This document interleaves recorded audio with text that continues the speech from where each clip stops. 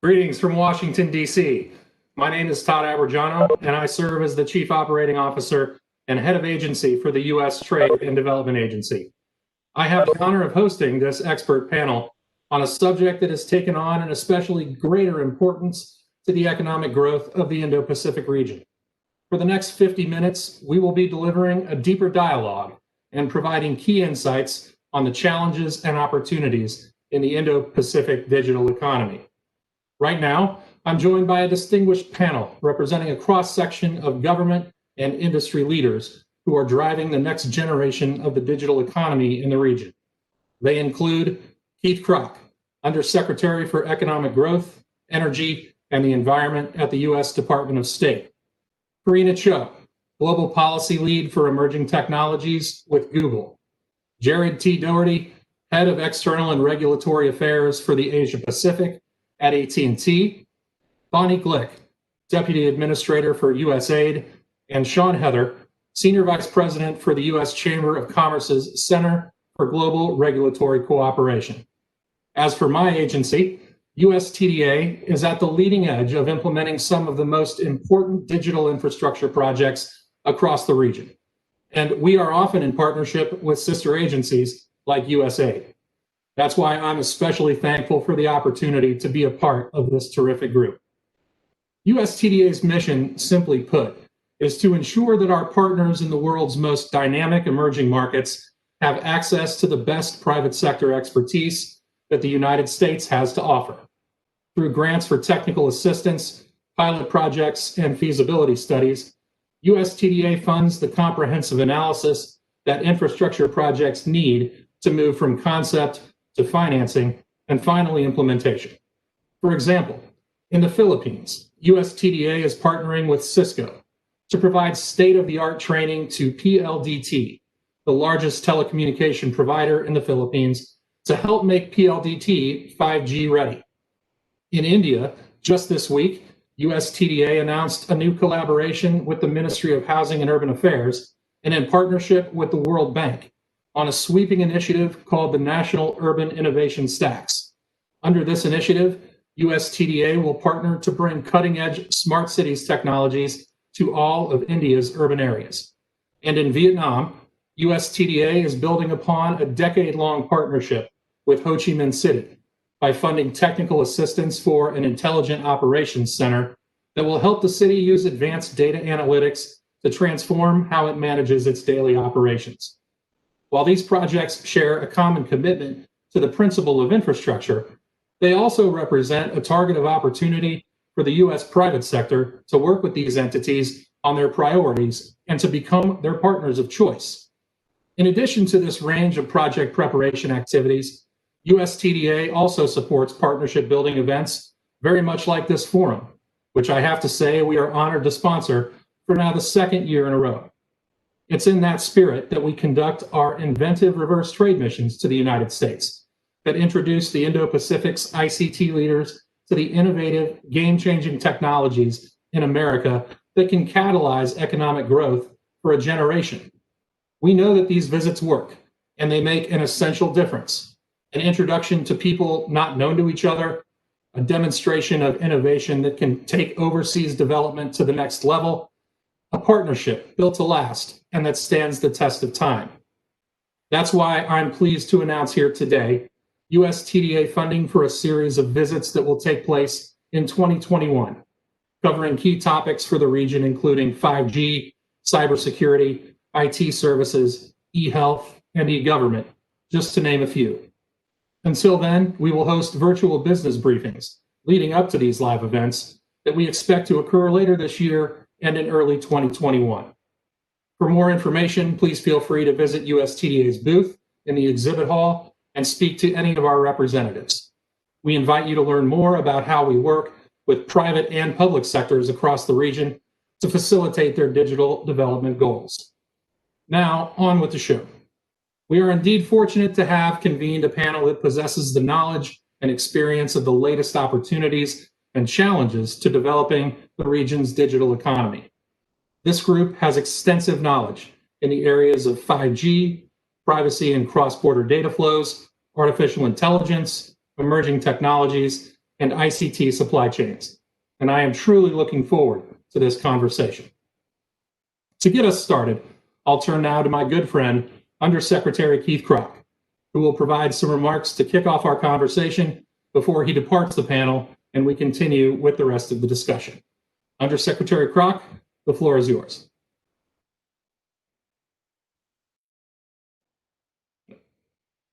My apologies, Undersecretary, but your microphone appears to be on mute. Okay, I was just saying, thanks so much, Todd. You're a great partner to work with, and it's just been a pure pleasure. And it's a pleasure to speak here with all of you today on the digital economy. And now more than ever, almost every aspect of our economies are impacted by technology.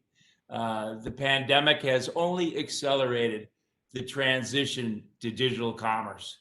And while technologies like 5G are creating tremendous growth opportunities, they also increase the risk to our citizens' privacy, our company's intellectual property, and our country's national security from malign actors who don't respect rule of law or respect property of all kinds or sovereignty of nations. And 5G, it comes down to trust. And the truth is, you cannot trust companies that come from China, because the Chinese Communist Party has this National Intelligence Act that requires any Chinese company, state-owned or otherwise, to turn over any information, any proprietary technology, any intellectual property, or any data upon request to the party or to the PLA, or you suffer the consequences. And the tools that they use, the backbone is Huawei. And this is why Secretary Pompeo launched the Clean Network in August, and it's comprised of like-minded countries and companies committed to only using trusted vendors in their communication networks.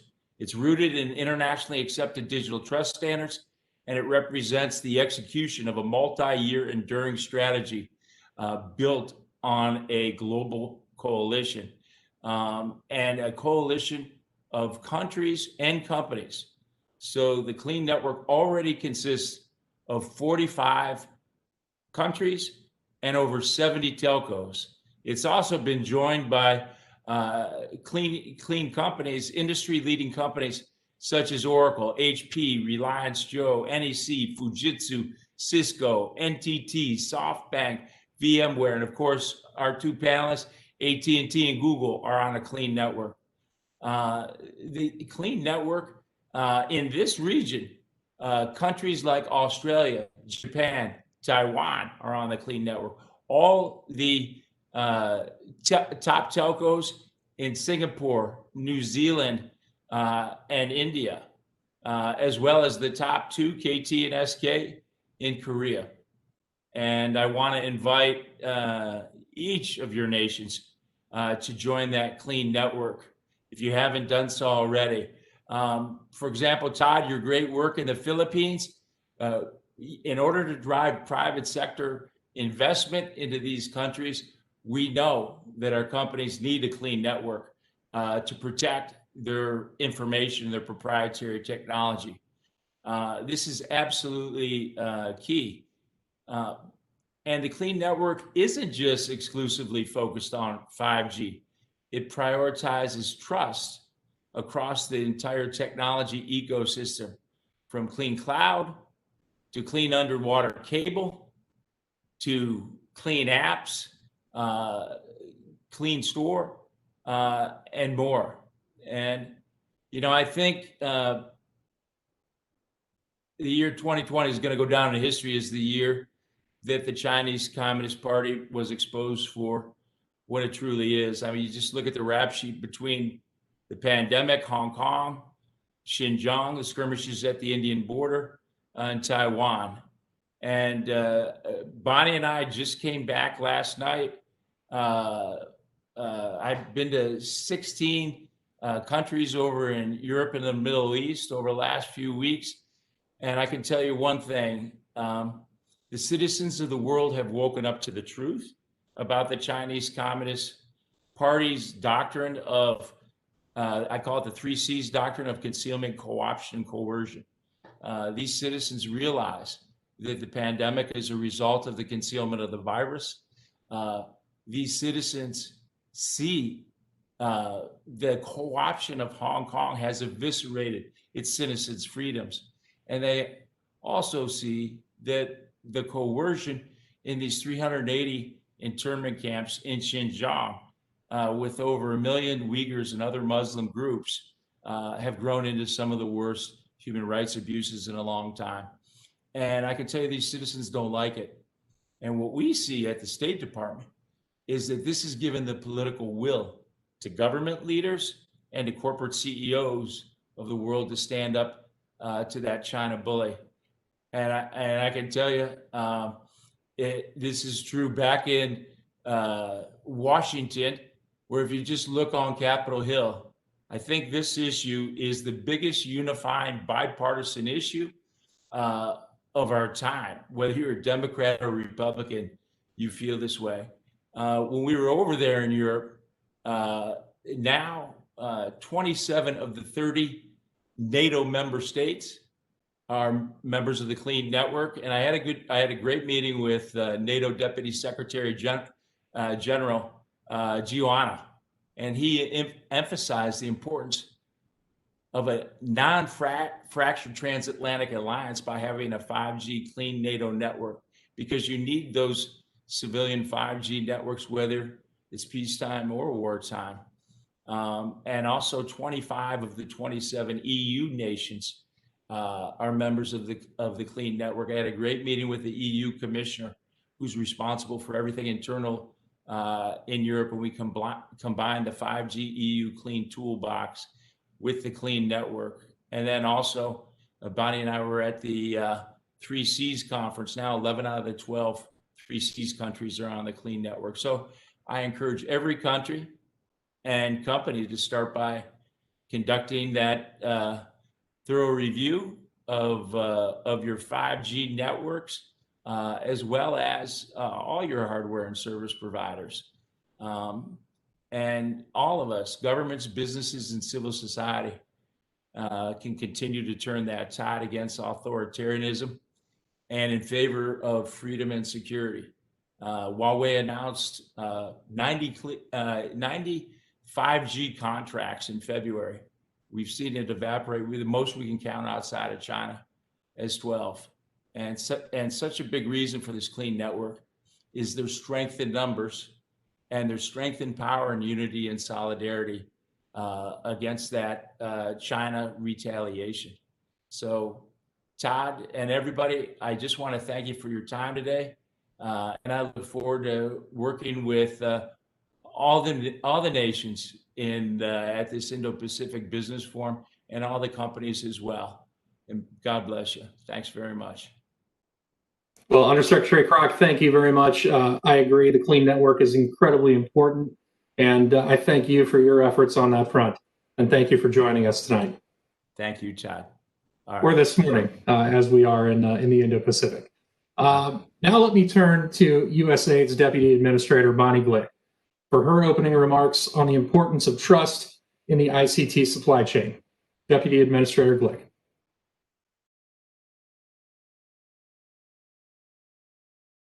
Here, and thank you, Undersecretary Krach, for beginning our conversation today by emphasizing the importance of trust in digital networks.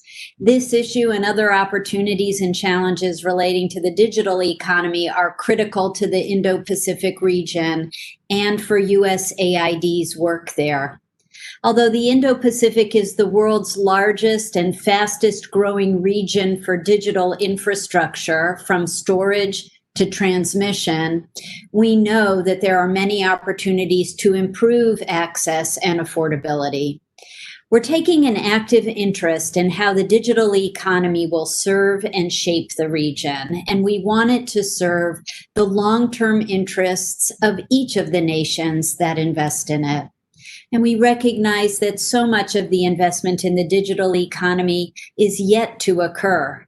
the Asian Development Bank estimates that developing nations in the region need to invest $2.3 trillion in the next 10 years in telecommunications alone just to keep up with current demand. And within the Association of Southeast Asian Nations, between 40 and 50% of the population is not reliably connected to the internet. And that represents a tremendous challenge, but also an opportunity. And USAID is calling on our experience and relationships in the region to build a comprehensive and effective strategy for digital investments. We see the adoption and expansion of open, inclusive, and secure digital networks as a priority in our work to advance prosperity and to promote resilient, democratic societies. In fact, I just got back from a very productive trip yesterday, as Undersecretary Krach said. We were together where we focused specifically on this topic. I was in Estonia, Finland, Bahrain, and the United Arab Emirates talking to their leaders in government and the private sector about the critical importance of secure supply chains, telecommunications, and 5G. So many regions around the world have realized that digital security is key, and we welcome the Indo-Pacific with open arms as the region begins to join us in this transformation. Consider the potential impact of 5G mobile networks and think about what Undersecretary Krach was saying about clean networks. Think what these networks will mean for greater security and speed in multiple fields, including the development of payment systems or for vital services like education and telemedicine. Advanced digital infrastructure is a game changer, and we want the Indo-Pacific region to benefit fully from it. But for that to happen, we need to move forward in a coherent and cooperative way. That's one reason USAID launched our first ever digital strategy back in April. We recognize the need for public-private cooperation and co-investment in the digital economy. Part of our focus is on the gender digital divide. In too many places around the world, women don't enjoy the same access to technology and the digital economy as men do. And when they do have access, we need to ensure their safety and security. As with everything else, when women have access and are empowered, they can put their skills and energy to use.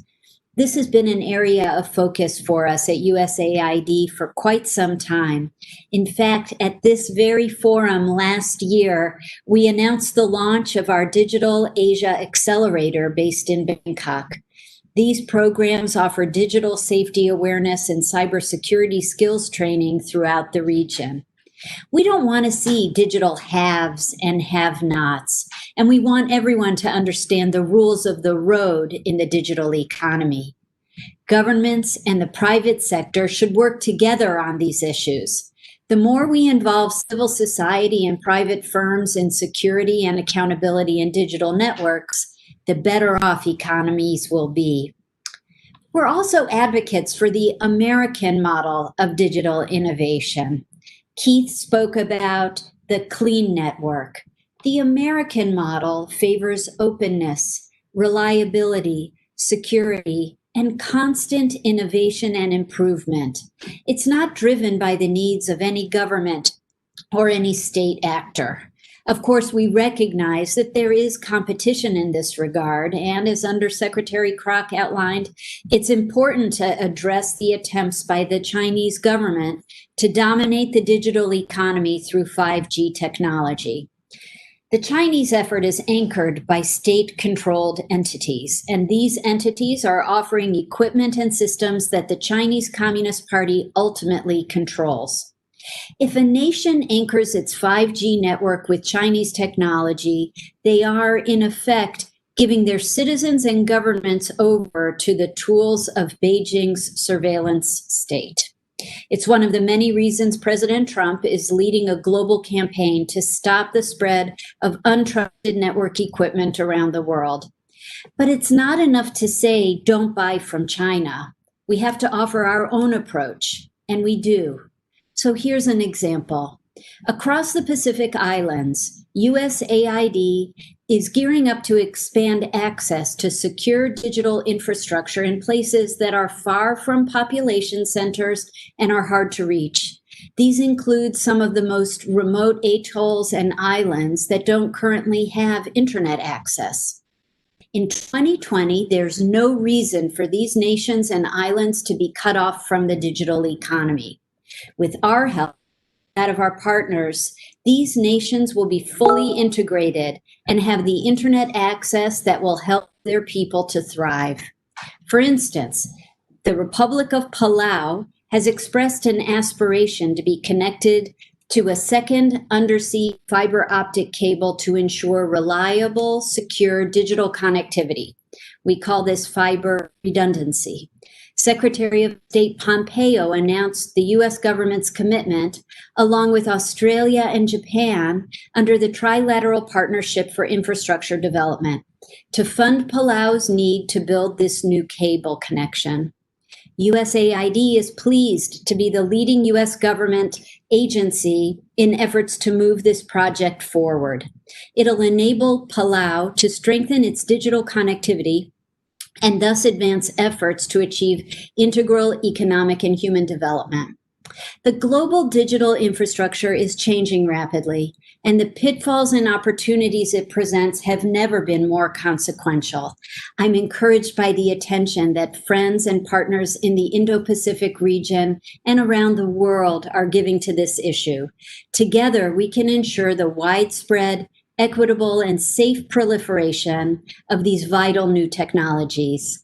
I look forward to our discussion on these issues, and I thank you again, all of the participants in this panel, especially Todd Abrajano, for inviting us here to start this conversation. Thank you, Deputy Administrator Glick. It's exactly true what you said. Securing trusted supply chains so that our digital networks can remain secure is incredibly important. And I've been encouraged by the number of partner countries that we're seeing that are coming to that realization as well. So thank you for all of the work that you and USAID have been doing on that front. I'll now turn the conversation to our friends in the private sector for their opening comments. First up, Charina Choi with Google to talk about AI and emerging technologies. Charina. Thanks, Todd. I have a 3-word take-home message for you all. R&D is essential. We all know 2020 has been an unprecedented year. R&D, research and development, is an essential piece of infrastructure that's enabling us to address the COVID crisis in understanding the virus, tests, vaccines, economic recovery, even to our ability to communicate at this event in this moment of time across several different countries. At Google, we've worked to support the COVID crisis in many different ways with an exposure notification API, online meeting tools for businesses and schools, opening up data and models to help government agencies and public health experts. One example that illustrates the impact of R&D is in our flagship product, Google Search. This year, as you can imagine, there's been a big increase in searches for the term coronavirus. In addition to new queries, there's new information coming up every single day across different types of media, including text, image, videos, speech, graphs. People are also searching more complex queries, not just coronavirus, but coronavirus stats and charts for San Francisco. They're searching in more than 100 languages. These are hard problems to solve. Behind every single search query and behind our ability to adapt to new queries and information we haven't seen before, there are decades of investments in R&D, in language understanding, computer vision, translation, new machine learning architectures, and more, to help people find the information they're looking for. These advances in R&D provide many new opportunities as well as challenges. As Bonnie noted, innovation is important. To take computer-powered translation as an example, I mentioned Google provides search results for queries and can translate text in more than 100 languages. This brings enormous opportunities to communicate and share ideas and find helpful information across language barriers. It's important to note this is something that would not be possible for any one human. Many of you in the audience may be multilingual, and that's incredibly useful and impressive. But it's not possible for any one person to converse in more than 100 languages. It's only possible thanks to R&D developing computers as a tool to augment our abilities. In terms of challenges, to name just one, translation systems can make mistakes. For example, at the 2018 Olympics in South Korea, chefs for the Norway team used Google Translate to order 1,500 eggs in Korean. And through a translation mistake, they ended up with a delivery for 15,000 eggs. It's a funny example, but you can imagine more serious errors. At Google, we've developed a set of AI principles to guide responsible development of AI and advanced technologies at the company, driving towards benefits and mitigating risks. Many other companies, countries, and organizations have developed their own principles, including the US, Australia, India, Japan, Singapore, and the OECD. Given the risks, it can be an instinctual reaction to not want to develop a new technology or to put very harsh rules in place. However, I would urge to you all, instead of just looking to the challenges, it's important to compare the existing current state to the potential future state as a whole. So not just a machine translation system will make mistakes, so it's bad, but rather, how does the machine translation system that enables people to communicate across languages but makes mistakes at times compare to no machine translation at all? We then need to work together to identify how to drive best outcomes. The Indo-Pacific region is going to have a significant impact in R&D, and everyone in the audience has a role to play. For policymakers, partner on regulatory frameworks that enable all of us to create and build off of each other rather than reinventing the wheel. This includes investing in R&D, investing in workforce development and open exchange of ideas and talent, promoting cross-border data flows, and an interoperable approach to standards and governance globally. For small and large businesses, identify opportunities to use and benefit from new R&D. One of the first cases we saw of TensorFlow, Google's open source machine learning library, was from a small farm in Japan, using TensorFlow to sort cucumbers. We've seen many other use cases in agriculture, health, energy, education, and other sectors. Google has many tools, data sets, and models that we've made available. Take a look and take advantage to use these resources to solve the problems you care about. For civil society, embrace R&D and stay informed on the latest. From Google, for example, you can follow our official blog, The Keyword, and identify and advocate for ways to drive R&D forward in the right direction to benefit all. I'll close with the point I started with. R&D is essential, and continued support for R&D in the Indo-Pacific region is essential, so that we as a global community have the tools we need to address the challenges of today and tomorrow. Thank you, Charina. I tell you, without the innovation that comes from companies like Google, we certainly wouldn't be able to maintain some sense of normalcy through the pandemic, and certainly the efforts that Google and other companies are putting forward in terms of innovation are helping us develop what our future will necessarily look like from here on out. So thank you for the work that you do every day. Next up, we will hear from AT&T's Jared Daugherty, who will give us a U.S. carrier's perspective on 5G. Jared? Thank you, Todd, and thank you to our hosts and host countries, as well as representatives from across the U.S. and Indo-Pacific government and business community. I'd also like to extend good wishes for those who are impacted by the storm in the central coast of Vietnam and to the people that are helping them.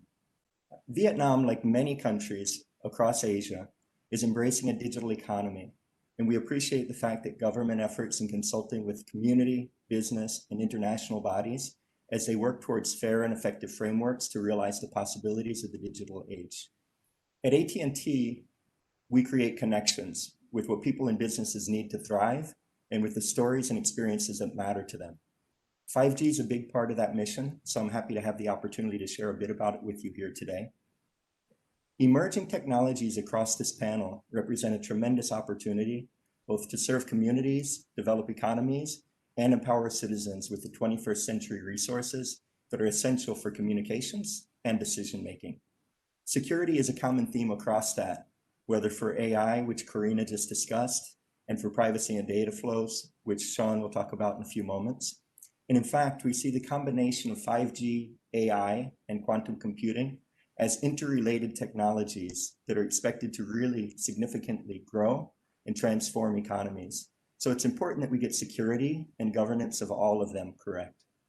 So I'll start with a little bit about what makes 5G different, and then talk about some of the efforts to support its deployment, in ways that should improve security and supply chain resilience, while broadening the opportunity to participate in the hardware, software, and services market. So 5G, it's the new generation of wireless technology, but it truly is a generational shift in mobile connectivity.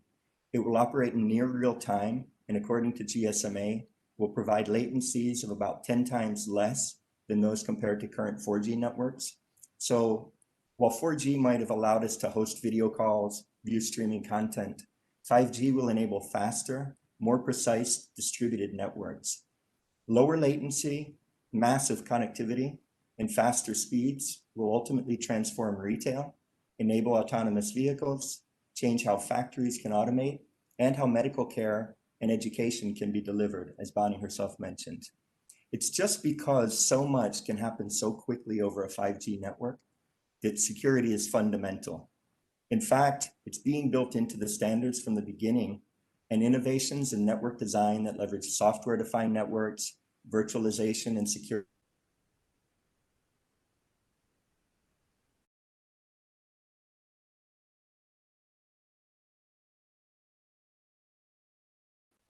That's why, for example, AT&T is a founding member and chairs the O-RAN Alliance, a consortium of 150 plus companies working to enable an intelligent and open ecosystem with open interfaces that allow intelligent control of the radio access network.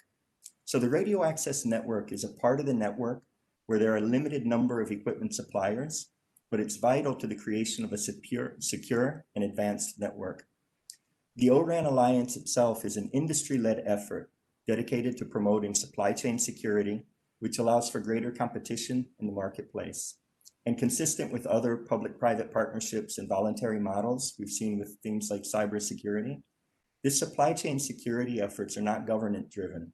It's actually private experts, engineers, scientists, and other builders who debate the problems and solutions and achieve a consensus in bodies like the 3GPP.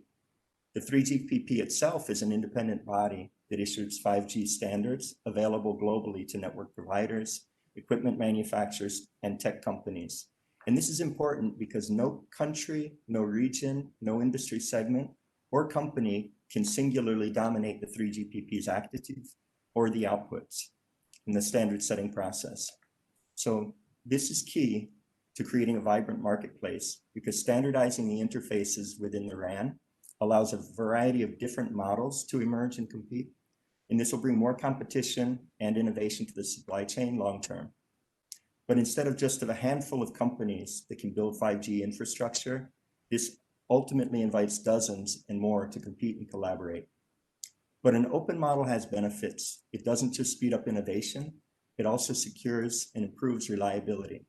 By giving the global developer community access to the underlying code, vulnerabilities and holes can be identified and patched faster than any one company or country can on its own. I also believe it opens the door for more players to engage in the domestic, regional, and global markets for radio access network elements and system integration, so potentially growing the manufacturing and service industries in countries across the region. This opens up the playing field to participate in what the GSMA says will be over $300 million of deployments in Asia in the next several years. So I would just wrap up by saying that as we anticipate millions of devices connected to a global network, enforcing principles of trust, security, and transparency will pay dividends to communities and to countries. So thanks for the chance to share that with you today. Thanks, Jared. I think it's incredibly important what you said in terms of, really it takes, I think, a true partnership consortium to be able to provide these secure networks that will really become the most effective and efficient networks that they can be moving forward. And in terms of the opportunities for growth with 5G, I think that's recognized globally that there will be so many more opportunities available for not only large companies, but for small companies and startups that may not even exist yet. So I'm looking forward to seeing what those possibilities are. Wrapping up this initial round of opening remarks, let me turn to Sean Heather with the U.S. Chamber of Commerce's Center for Global Regulatory Cooperation and his comments surrounding privacy and cross-border data flows. Sean? Thank you, Todd, and good evening from Washington. The U.S. Chamber is very pleased to be a part of what is now the third Indo-Pacific Business Forum. I think the first one was actually launched at the U.S. Chamber in Washington, and it's great to see how far this has come in a very short time. I thought I would briefly speak to three issues. The issue, first and foremost, of data flows. Secondly, a little bit of thoughts around privacy regulation, and then talk about the challenge that data localization presents. Data flows, I think, are obviously what is the future. When you heard what Jared had to say about the network capacity that's being built, or Bonnie talking about redundancy in cables, the reason this investment is being made in infrastructure is for data to flow. However, there are often now challenges where governments are thinking about ways to force localized data. And one thing that I would leave folks as a message today is if you talk to finance ministers during the 20th century, they would tell you that one of the lessons that was learned was the importance of the movement of cash through the economy. If you can't move cash through your economy is going to dry up. If you can't have cash flows, moving between countries, your ability to exchange in the world economy is essentially wilting and dying. In the 21st century, the lesson is going to be the importance of keeping data moving. If you don't have data moving within your economy, you are not going to have growth. And if you don't have connectivity to the rest of the world, your ability to engage and remain competitive will be challenged. And one of the ways in which data is challenged is through privacy regulations. Without a doubt, it is important to have trust around data flows and have trust in privacy and the data in which companies collect. I think during the recent G20 conversations last year that were led by the government of Japan, the concept of data flows with trust was born, and it's one that I think the private sector greatly embraces. And in the Indo-Pacific region, you see a whole range of countries that are struggling or thinking through what changes they may have with privacy. You have countries like Japan and New Zealand who have pretty much revised and revamped their privacy laws and are well underway. You have Singapore, which is about finished with its privacy overhaul. You have governments like Thailand, which will be implementing their new privacy law next year. But you have major economies like Vietnam and India and Indonesia that are on a much earlier journey in developing a privacy regime. And it's important that when people think about developing a privacy regulation, to think about it in two ways. One, how do we make sure that the kinds of data that are collected are obviously safe from the standpoint of the consumer and what the consumer's interests and desires are, but how do we also not overreach with our privacy regulations to limit the ability to move data within the economy? I think the second thing to think about when one creates a privacy law is to not find a way to make localization a focus of the law. I think one of the things that people often misinterpret in, for example, what Europe has done with GDPR is that Europe recognizes multiple ways by which you can transition data out of the European Union to other countries. So there should be a number of different ways within a privacy law to allow for data to flow from your economy to connectivity and to partnerships with other economies. Let me close with just one last thought with regard to these issues. One of the things that we talk about with regard to not just data flows and privacy and localization, but issues like 5G, cybersecurity, AI, when you think about cloud computing and the like, whenever you're thinking about new regulatory regimes, the first thing you should think about is looking at your existing regulatory frameworks. In many cases, existing regulatory frameworks already have things that government can borrow upon and lean upon in these new spaces. The second thing I would encourage is for governments to do workshops that bring civil society, the private sector, and government together to talk about the regulatory challenges in these spaces, to understand what it is that the regulator may be trying to achieve, to better understand how the private sector may already be trying to work towards that same goal, and to talk about what civil society's needs are. And finally, if the decision is to make a regulatory move, to remember good regulatory practices, the importance of kind of transparency, the importance of notice and comment,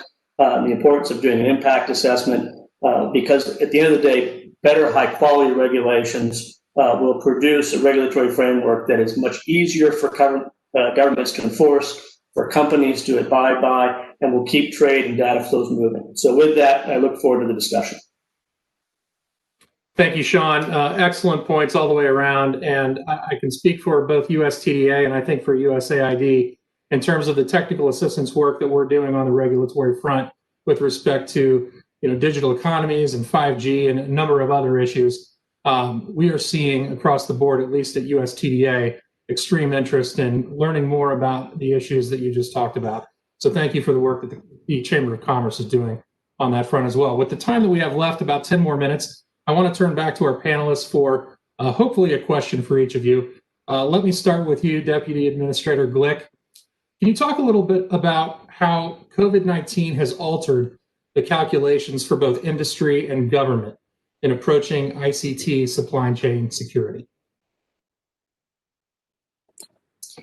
Todd, thanks. It's a great question. And COVID-19, as we all know, has created necessities that are spurring innovation and invention. I loved Charina's comment for all of us to remember that R&D is essential.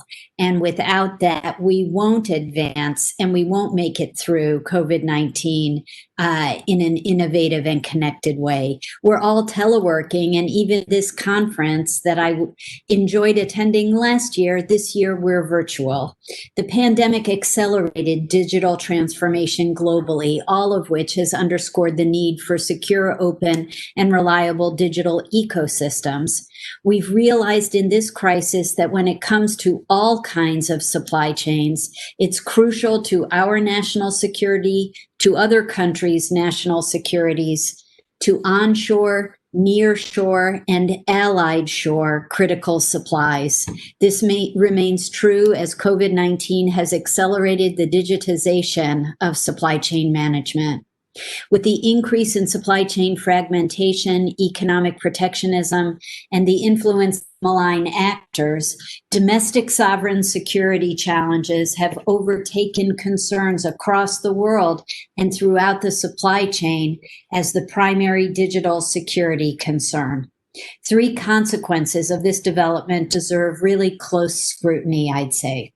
The increased focus on digital, as well as harnessing emerging technology like AI, blockchain, and even 3D printing, has correspondingly increased the focus on cybersecurity for government and industry.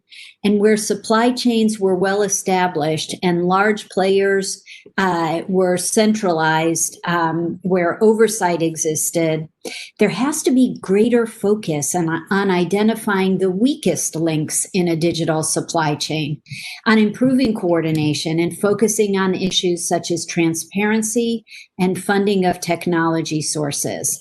The differentiation between large players and small and medium-sized enterprises as two subsets of industry is really critical for economic policy and the response during COVID-19. Large players can devote more resources and pivot more nimbly, whereas SMEs, and we see so many SMEs across the Indo-Pacific region, SMEs will face greater challenges. The digital economy provides, the best platform for small businesses to grow.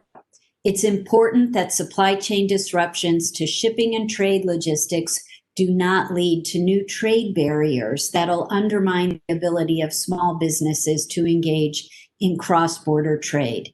The supply chain, Todd, has to remain nimble and flexible during this time of COVID and beyond, but critically important is that it remain secured. Thank you, Bonnie. Let me now turn back to Jared Daugherty. Jared, could you give us your view of the primary challenges that we hear so much about with respect to 5G networks' importance to national security, distributed network design, and its many legal or technical factors?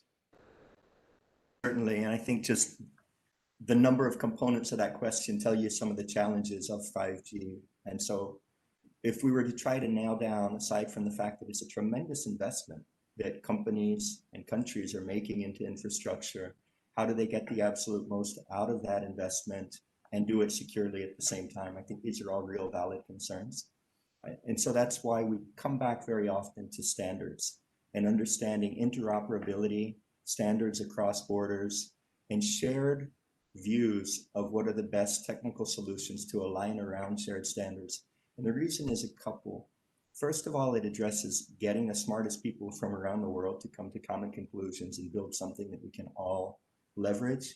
But in doing so, you create a community of folks that are interested, aware, and able to tap into that business so that the 5G ecosystem grows, folks can participate in it, and at the same time as new folks enter into the market, those who are using and depending and deploying these networks understand that they're doing it in a way that's secure.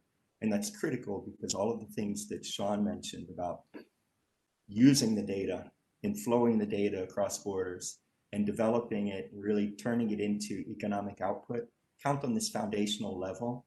And these things, by working together, it's a bit of hard work, and the consensus building takes some time, but ultimately it gets you to a place that delivers greater value. Thanks, Jared. We just have a few more minutes left, but before we wrap up, I want to turn back to Charina from Google. And the question for you, Charina, is for emerging technology, what is the right balance between innovation and regulation? Thanks, Todd. So it's important to note that innovation and regulation is not an either-or situation, but rather recognizing that the right rules and constraints can actually lead to more creativity and innovation. One example of this at Google was in Gboard, the Google keyboard. The constraint that we had was to process user information on device for privacy, bandwidth, and speed reasons. This led to the development of federated learning, a research breakthrough which is now being built on by many researchers and other companies around the world. Over the last many years at the company, we've been aware of the need for internal rules to guide our own development of AI.